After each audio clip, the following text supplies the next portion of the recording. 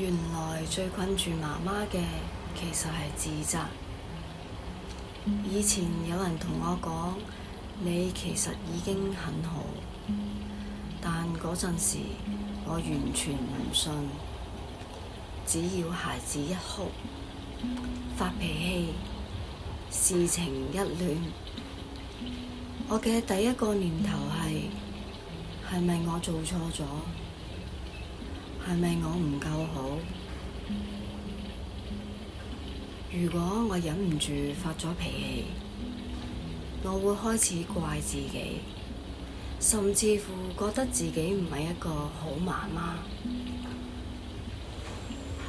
但後來我慢慢發現，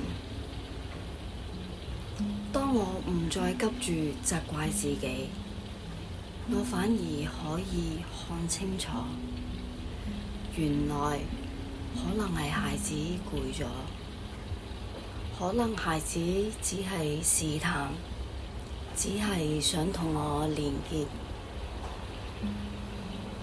唔係因為我變完美咗，而係因為我唔再同自己對抗，慢慢來。媽媽，你其實已經很好。